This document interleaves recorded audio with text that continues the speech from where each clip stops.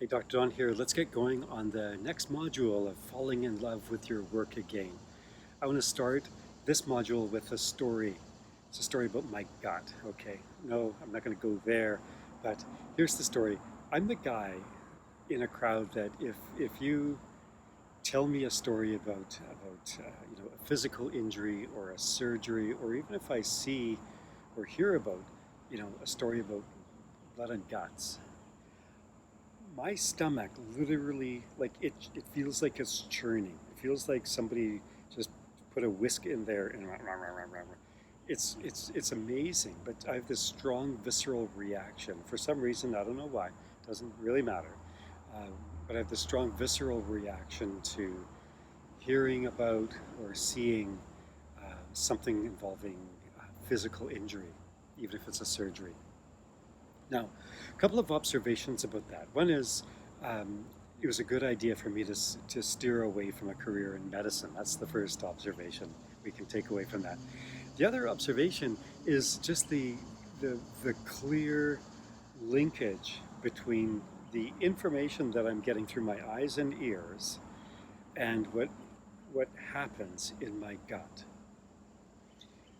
And that's just a really concrete and really clear illustration of the connection between our mind and our body, in this case, gut.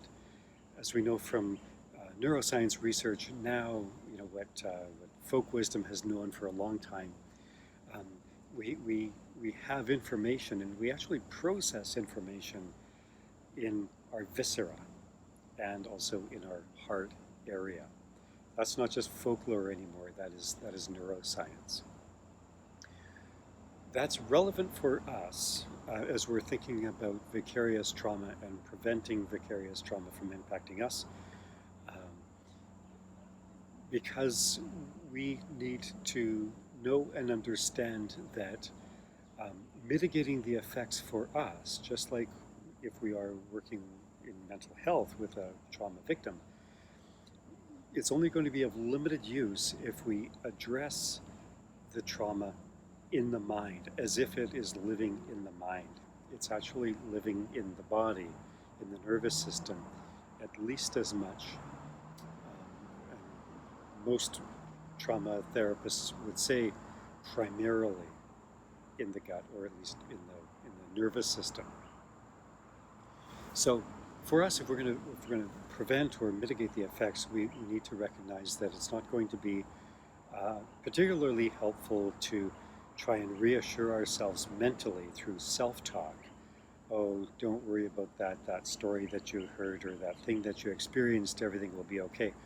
That has an effect, but that has a minor and a very limited effect in reducing or eliminating the vicarious effects of trauma. What we need to do is we need to find body-oriented interventions to prevent or to mitigate the effects of vicarious trauma on ourselves as helping professionals. How do we do that? Well, really, I've just explained the hardest part of the process, and that is sort of getting on board this fundamental theoretical shift that we're actually treating the nervous system in ourselves to maintain our well-being. Or again, if we're treating somebody, the fundamental theoretical shift that we're treating a client's nervous system. I'm borrowing that framing of that theoretical shift from Dr. Ignacio Yarrero, Mexican early intervention specialist that puts it into this language that when we're treating trauma, we're treating a nervous system. We're doing interventions on a nervous system, not the mind. Fundamental shift. How do we do that? Let's get down to that. Well, we're wanting to find ways to downregulate the sympathetic nervous system, part of the autonomic nervous system. we're wanting to find ways to upregulate the parasympathetic nervous system, also part of the autonomic nervous system. So autonomic meaning it's outside of our conscious control, but that doesn't mean that we can't have an effect on it. It just means we have to find ways to have this oblique effect.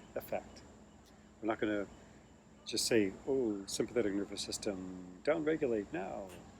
No, we can't do it that way, but there are reliable ways of doing it. So one reliable way is, if you want to borrow from the wisdom of Wim Hof, also known as the Iceman, you can Google him at your convenience. A little bit of a fringe guy, a little bit of a wild card guy, but his recommendation to calm your nervous system is to take a cold shower or an ice bath, and you will find really, really quickly that you will be calm. You know, partly because you're like, wow, I survived that, but it is a direct impact on the nervous system in a positive direction. So, Wim Hof, the Iceman, there's one intervention, cold shower. Another set of interventions is to sing or to hum for 30 seconds, or gargle for 30 seconds, has the same kind of effect, that it upregulates the parasympathetic nervous system. We don't need to get into the details of why that happens, but we can just accept that that happens. So singing, humming, gargling for 30 seconds. Another intervention is to do anything bilateral for a period of time. So go for a walk, go for a run, go for a swim. All of those activities are bilaterally activating the body. And have you noticed that it's really hard to be very stressed when you're out for a walk? Part of the benefit, obviously, is the sunshine and beautiful day like it is today. Maybe some exercise, some light cardio. Those are real benefits. But the other benefit that is less clear, less obvious, is we're intervening at the somatic level with bilateral stimulation. In the EMDR protocol and variations of the standard protocol, we do what Ignacio Guerrero's wife calls the butterfly hug. So bilateral stimulation on the upper chest, like this. Actually, it doesn't matter. You can do it anywhere on your body, but as long as you're doing bilateral. And that has this automatic and outside of the cortex mechanism of calming, of upregulating the parasympathetic nervous system. So anything bilateral. And I'm going to leave that there. There's a handful. So take a cold shower, singing, humming, gargling for 30 seconds, anything bilateral. Well, I'll add one more, soothing tactile stimulation. So pick up your cat or your dog. Doesn't work with the salamander, I'm sorry. But pick up your pet if it's a furry pet, and consciously and intentionally pat, just to feel the softness of the animal's fur. Or if you don't have a pet, then find a fuzzy blanket and just consciously and mindfully feel the soft texture. That softness is going to most likely calm you. In a later video, I'm going to include some more of these kinds of things that are just sort of practical interventions to bring calm to yourself after you've heard traumatic material or seen traumatic material from a person that you are engaging with as a helping professional. So what we have is a little bit of, in this video, is a little bit of the neurological underpinnings of bypassing the cortex and treating the body to treat our own vicarious trauma. That's the major takeaway I want you to have from here. My heart's desire, said it before, say it again, I'm not going to get tired of saying it.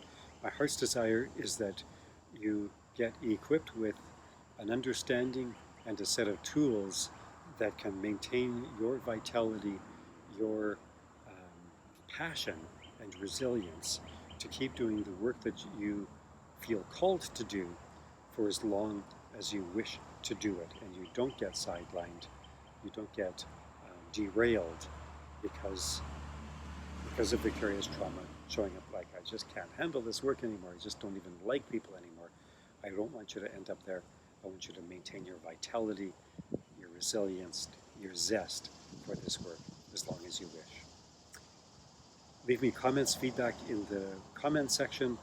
By the way, this video is not public on YouTube, so only people in the group read the messages, read the comments that you post down below. All right, see you next week. Stay safe out there, folks.